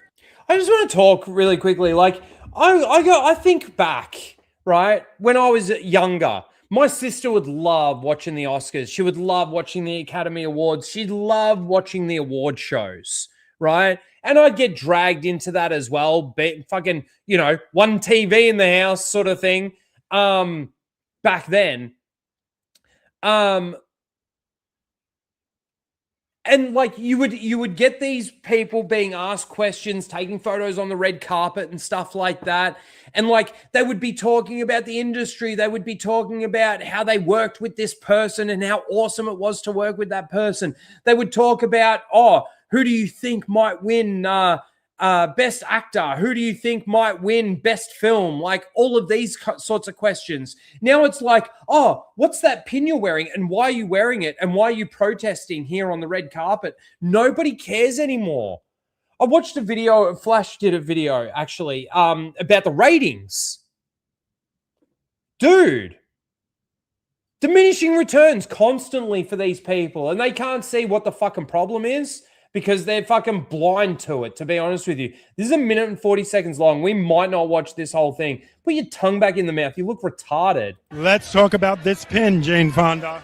Lock the merger. Why? We have to try. Yeah, the mergers are going to be bad for workers. A lot of... is this about the mergers? Sorry, hang on. Okay, I don't know. Is this about the Warner Brothers merger? And again, it's the TDS. It's the connection to Trump that they're pissed off about. People are going to lose their jobs. We're gonna have higher prices. We're going to have... what about the illegal immigrants and stuff like that driving up higher prices and taking away jobs? You're going to protest against that? Political control over what we do. That's why Hegseth said the Secretary of Defense... The thing is, though, the political control over what we do, you guys have been doing that shit for fucking years. Years. And if you were in power right now, with Kamala Harris, let's say, being voted in, that woke DEI bullshit would have ramped up even more, and you would be using this politically. You are right now. The fuck are you talking about? He said we can't have... CNN can't come soon enough to be under the control of Paramount because we know that Trump wants to hurt... I mean, I slept with the guy that created it. You did? I have a personal stake in it. Oh, do you? Talk about that. When like you said... She's crying, but she's laughing. Because her face can't fucking move. You hear Hegseth say something like that, and the days of... Is this the gayest Hegseth we've ever had? Mr. Turner creating CNN to be the news source, the trusted news. Trusted. It did not take positions. It reported the news and to see what's happening. And so we have to stop.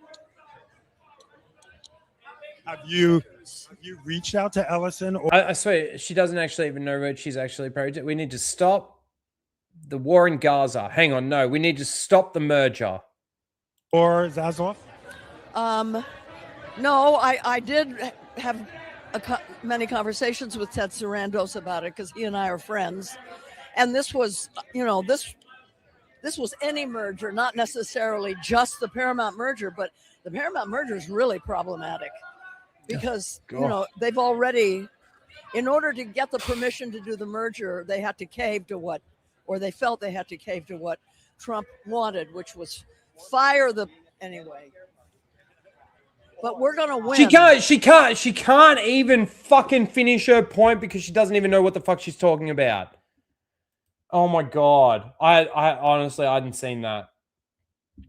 Let's see the little Star Wars fucking little segment that they had here with Sigourney Weaver, the face of Star Wars, with the faggot Pedro Pascal.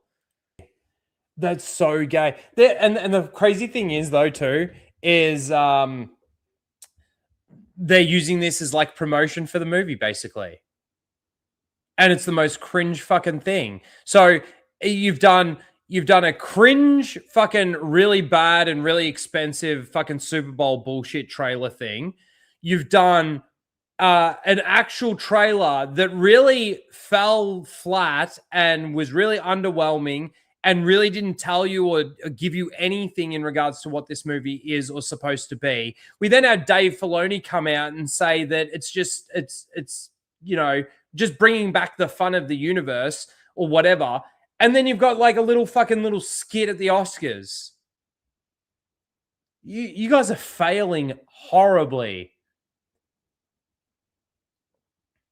I can't with you, Rhino. Why? What did I do?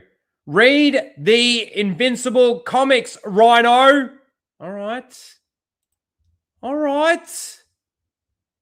Calm your farm. What else have we got? Let's see. I didn't watch this. Put on a concert, he'd probably get still more viewers than fucking this. Let's see what the little Marvel segment that they gave us. Yeah, not funny. Not funny at all.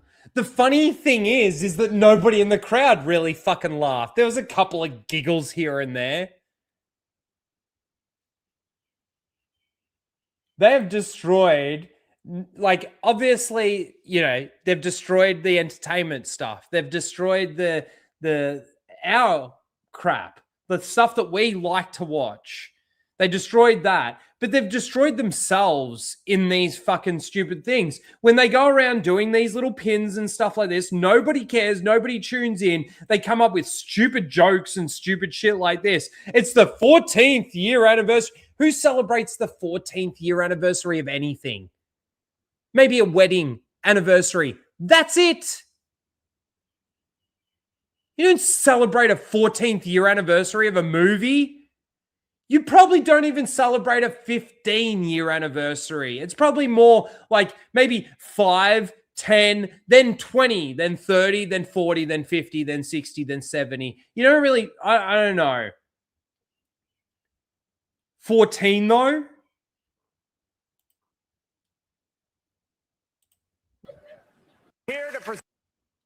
Oh my God, so cringe. So cringe. Do we have any more? No. No. Well, that was fucking gay.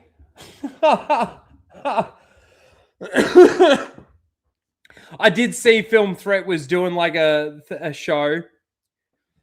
I was at work, unfortunately.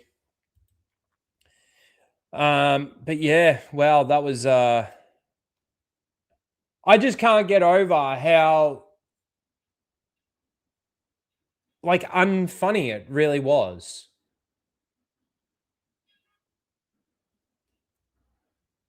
Was he super drunk on it, was he? I hope Verbal will come on Flashcast this week and we'll talk about some of this. Obviously, he was able to watch the whole thing, so he'd be able to give us a little bit more input. Because like I said, I think I'd only watched that clip and that clip. I think I watched a little bit of the beginning of that, but that's it. Anyway. Oh, I wasn't even showing them on the screen. I just said that clip and that clip. It was the One Piece chick and the Grogu stuff. Worst advertising ever. Let's get rid of all those tabs, shall we? Excuse me. All right, that last one, I might just save that for Flashcast. It was Asmongold watching a video of a guy creating a Twitch account or something, and then basically saying exactly what Hassan Piker said, and then got banned or suspended for 7 days or something, whereas Hassan gets nothing or something like that. But we might save that for Flashcast. I saw this, and like He-Man or the Masters of the Universe movie that's coming out, that's June 5th. I do want to say this. I think Skeletor does actually kind of look good.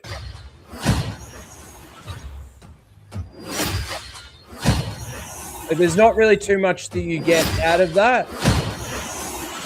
Showing the same thing like 3 or 4 times. Like there, Skeletor looks great, I reckon. Who is that? That looks good. But like even his staff and everything, like, I don't know. This could actually be okay. This could actually be okay. There was not really much to that. I just wanted to share that really quickly. Unfortunately this week, guys, I don't have any fucking seals of the week. I don't have any. Not one.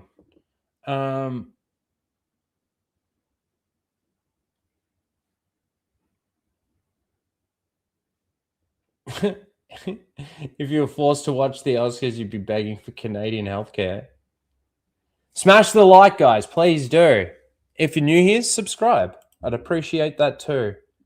The last thing that I've got to talk about was the Tomb Raider stuff that sort of dropped. I don't think it was really leaked. I think it was intentionally put out. Let's check out this, and then we'll go to some of the still shots, the still images.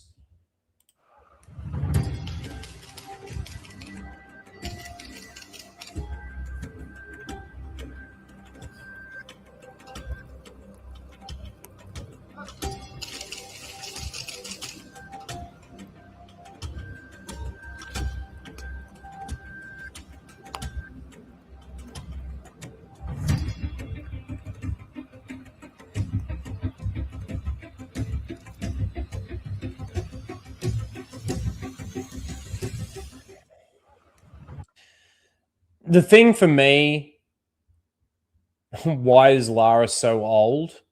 I actually want to see what Sophie Turner looks like. Hold on.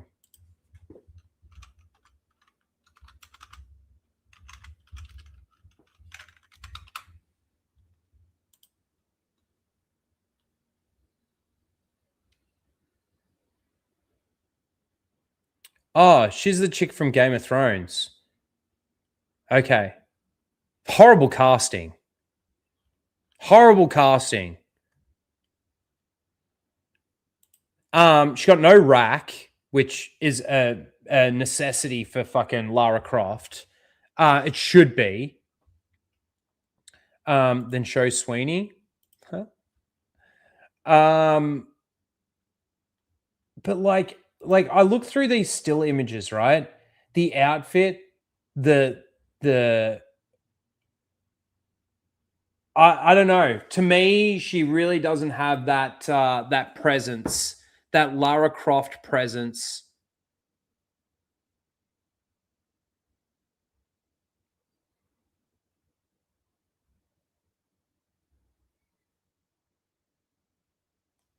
The actor who played, oh yeah, X-24, X-23, X-24.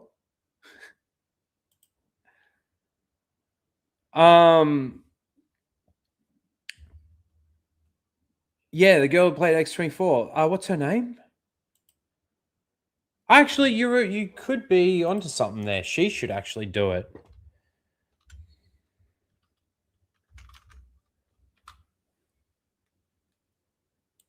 No, it's not X24. X24 is the X23 is who you're thinking of. X24 is the one that takes fucking kills in Logan, kills Professor X. What's her fucking name?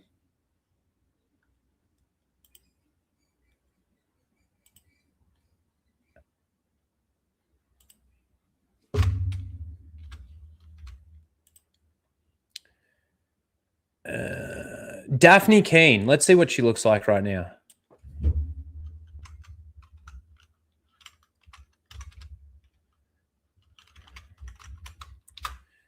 Because she has become, I think, way more attractive.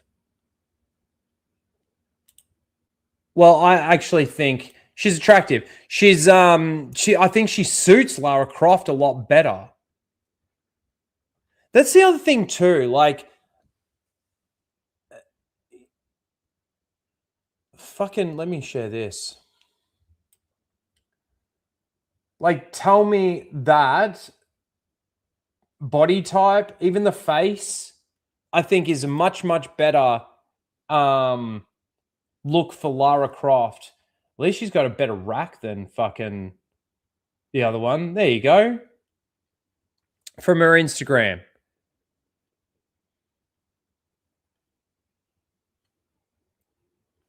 I think that would have been fine. It's a good call. But you do mean X23. Anyway, I don't really care about Tomb Raider. You know, it's like the Angelina Jolie ones, like I watched. I thought I don't think the movies were great or anything like that, but I think that she looked the part, at least. This chick, it almost looks like it almost looks like they've padded her chest. What the fuck is going on there? It really does.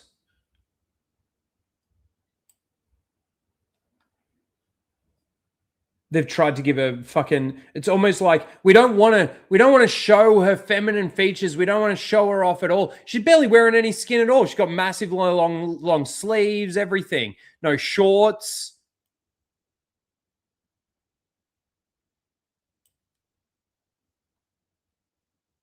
But then it almost seems like they've tried to pad her chest out.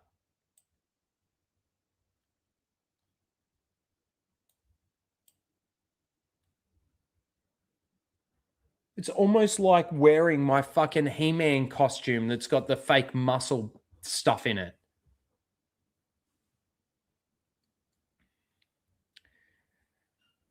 Okay, Last Relic, how you doing?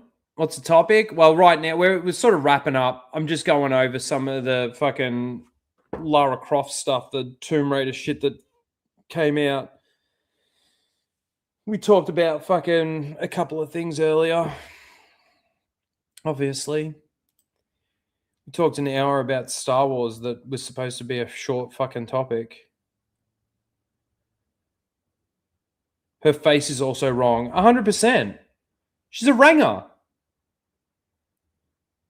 She's red hair. Fucking, I think Lara Croft as well is a bit more olive-skinned as opposed to a fucking Snow White ranger.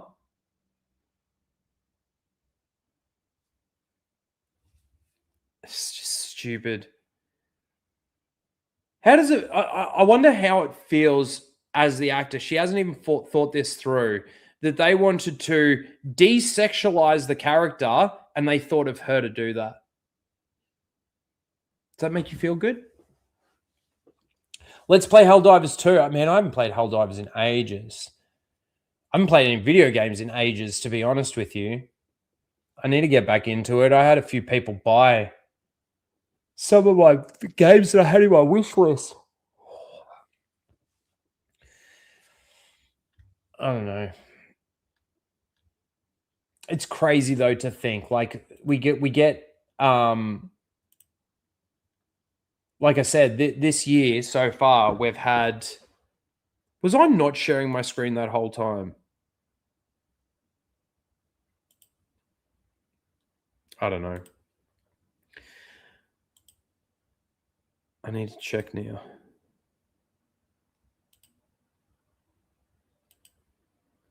Oh no, I was sharing it. Good. I had to go back. Let's play Dark Forces.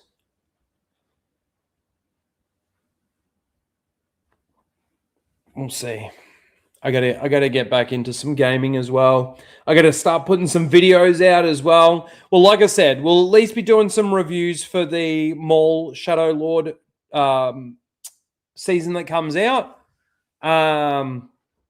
We'll definitely be doing one for Mandalorian and Grogu. I don't know how I'm gonna watch that yet though. Maybe I'll see if I can get my free ticket. A Meek raid, thank you. Thank you for the raid. I appreciate it. We're about to raid somebody though. And hello, everybody. If you want, you can go back. We did talk a lot about. We talked about Star Wars. We watched the Spiderman trailer.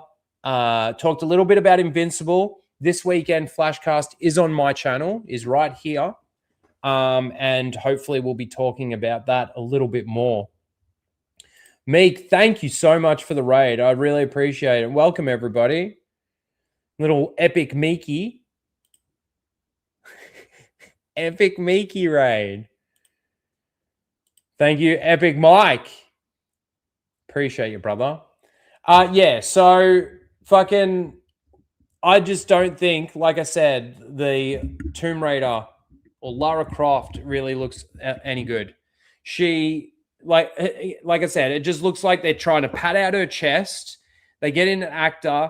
They basically say, we want to desexualize the character. How does that make you feel to the actress? They picked you to desexualize the character. But then they put you in long sleeves, long pants, no shorts, no chest, but they pad the chest out. Fucking stupid. So fucking stupid. I don't understand why we keep getting this. Did you talk about the Spider-Man trailer? I did. I did talk about it. Green Lantern shouldn't be R-rated. I agree with that.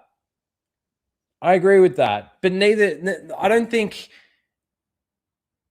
If you're going to do anything R-rated in any universe, really, DC universe, Marvel universe, or something like that, I feel like a movie is better than a show,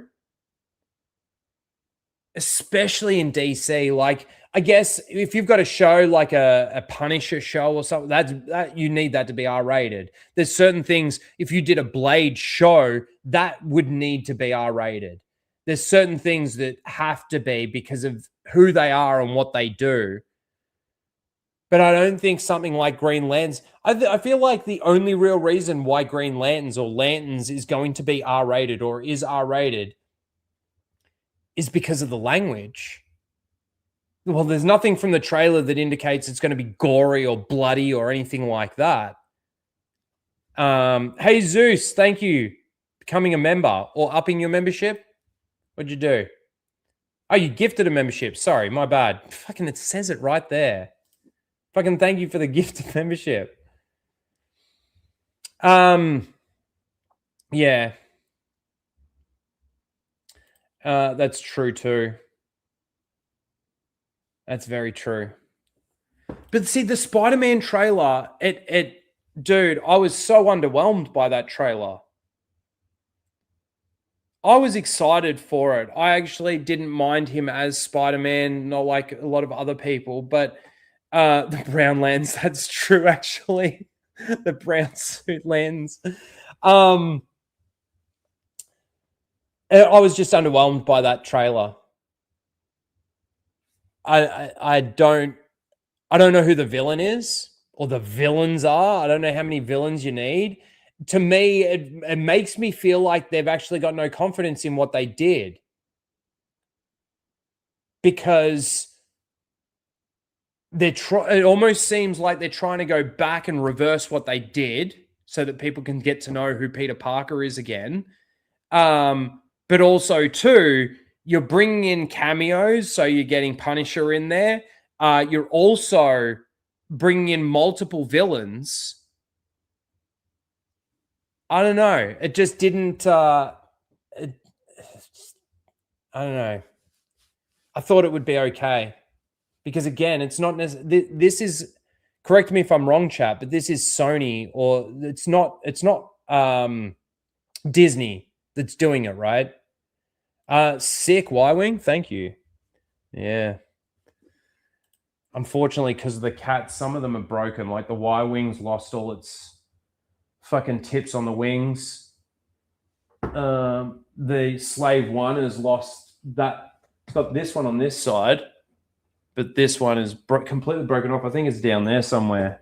Got the B-Wing down there. And that's only... these are only a part of my collection. But thank you. Johnny's. Hail Rhino, rage on, bro. Thank you. Well, we'll be talking a lot more about it on, because I am, if you don't know, because obviously with the big raid coming in from Epic Mike, thank you, brother. Please do subscribe, smash the like button on this stream. But this weekend, I am going to be hosting Flashcast because Flash is going to be at MegaCon. I don't know who's coming on because I don't know who's going to MegaCon. But hopefully we can still have a good stream. We can get a little drunk. But we'll be talking about pretty much everything that we talked about here, but we'll be doing it in a group, which will be awesome. So we'll be talking about Invincible. I really did enjoy the first 3 episodes of Invincible Season 4. I'm so happy that we're getting a weekly kind of release system with this. Spider-Man Brand New Day, we'll talk about that trailer as well. We'll probably talk a little bit about the Oscars as well. We'll probably talk a little bit about Tomb Raider. So get ready for that. That should be awesome. It should be a lot of fun. And we'll get a little drunk. I might need to get a new bottle, though, because that's all I have left. I don't know. It depends on how generous the chat's going to be in regards to getting me drunk. Dune 3. I talked about that a little bit earlier as well. I'm not a big Dune person. The extent of my Dune experience and love is from the 90s video game. I never really watched the old movie. I know my dad did. I mentioned it earlier. I remember sitting down and watching it with him. I was just young and I was bored shitless. Bring Lofty back. I'd love to bring Lofty back. But yeah, like even this new Dune series of movies that they've come out with, I know that there's people out there that are liking them. I know that there's people out there that are really not liking them. It's just not my thing. It's just not my thing. I don't know why it's not either. I can't even I don't think I've even watched enough to be able to pinpoint what actually I don't like about it. I just get bored. I like the old movie and TV series. I didn't even know there was an old TV series.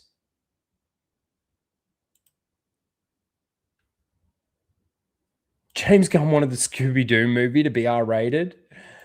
That's stupid. Of course he did. Of course he fucking did. So stupid. I don't know. I was about to sort of end, but I don't really want, like, you've all come in. I want to say hello, give you something to watch. But I've already gone through everything. I don't know what else to fucking talk about. Let's see. Hold on. Hold on a second. Let's see what I got here. Fucking Oscars, man. All right, look, I haven't watched the Dune 3 trailer on this stream. Let's do it. Somebody mentioned it earlier anyway. Damn it, Rhino. What do I do now? I finished my stream too early for everybody. This is the other problem with streaming in this time slot. I swear I need to find a better time slot because everybody's streaming this time. I know Nina Infinity is. I know that there's a little bit of a crossover. Anna would have started her stream. Obviously, Epic Mike was streaming. I know that the Poor Choices girls were streaming. X-Ray Girl and Tugs. The list goes on. So I do need to try and find a better time slot. I will. Yeah. Hopefully when our daylight savings ticks over, I can actually just push my stream back a little bit, push it forward, sorry, and then everybody will be sort of finishing around the time that I sort of start. Fucking daylight savings. All right, let's watch this. Not that I really have a massive amount of interest in it, but let's see. Zendaya is in this, right? For those of you that weren't here earlier, we were watching the Spider-Man trailer and somebody in the chat said that they really can't stand Tom Holland. And I actually said, and there you go, Cobra Cast just started as well. I actually can't stand Zendaya. And I think that affects, like, you know, I don't think it affects it as much, but, like, you know, they're together and stuff. I don't know. I actually think that Tom Holland's okay. Zendaya is the one that I can't handle or can't stand. Maybe it's because they tried to make her something bigger than she was. If we have a girl, what will we name her? Are they a lesbian couple? Pregnant? Lesbian couple? Be Ganima. Oh, is that a dude? She would need to be strong, like her mother.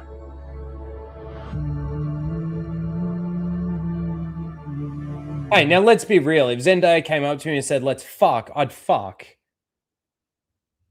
Bitch, I can't. It's just fucking... What if it's a boy? I would name him Leto. Oh, it is a dude.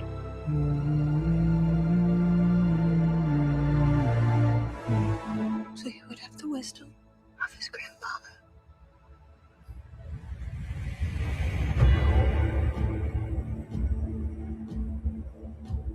War feeds on itself.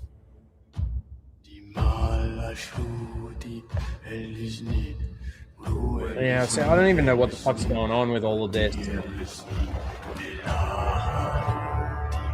more I fight, the more our enemies fight back.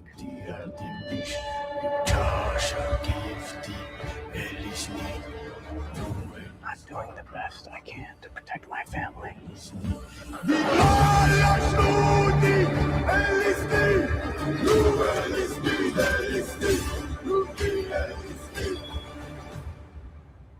How did Father do it? Your father never started a war.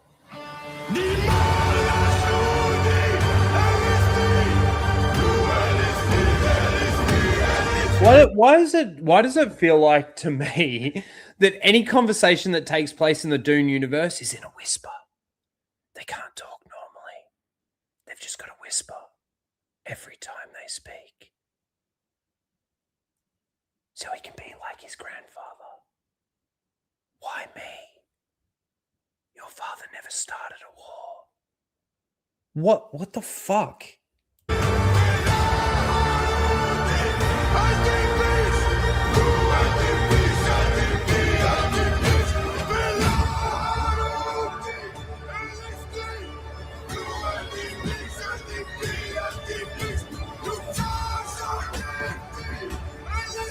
Feels too Wakanda-ish. I'm not afraid to die.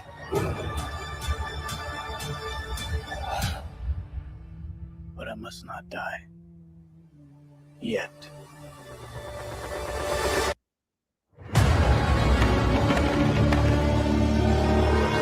See, this is the thing. I'm sure that there's a massive amount of Easter eggs in there for all the people that know the lore and understand it and everything. There'll be people that'll have problems with it. There'll be people that'll love it. I just don't have an opinion because I don't know. The only thing that I can say is like it's that kind of tone that I don't know. I can't get into it.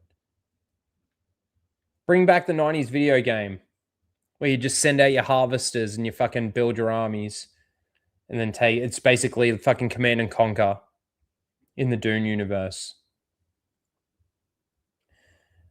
Well, for those of you that are excited for it, for those of you, because again, my understanding was part 1 was received pretty well. Part 2 wasn't received as well as part 1. Some people liked it, some people hated it, but most people thought that it did damage to something, is my understanding. Like it actually did go against some part of the book or some part of the law. I could be completely wrong. It's just what I sort of observed when these things dropped. Bro, watch the films. Man, I don't know if I can. They all sucked. I was saying, look, I got multiple fucking opinions.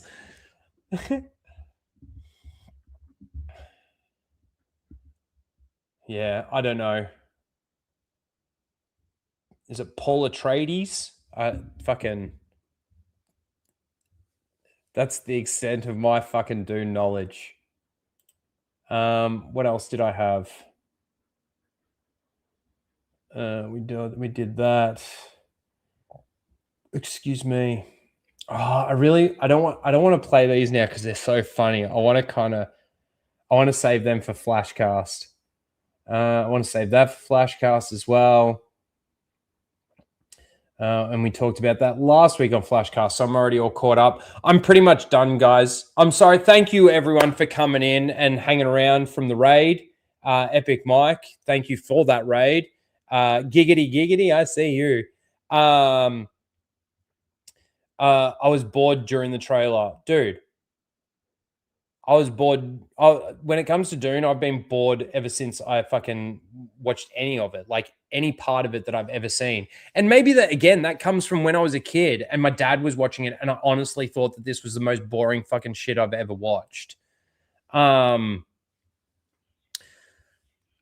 yes, we are going to, I think if Anna is still streaming, we're going to give her a raid now. Yes, thank you everyone for coming over. Thank you for hanging out. Thank you for subscribing. If you haven't subscribed, and please do subscribe. Again, we got Flashcast on my channel this weekend. We're going to be talking Invincible, Spiderman, all of basically the shit that's happened over the course of this last week, probably some of the Oscars as well. And we'll be getting drunk. We'll be having a couple of drinks. So come over and have a couple of drinks with us. Let me set this raid up really quickly. Let's see.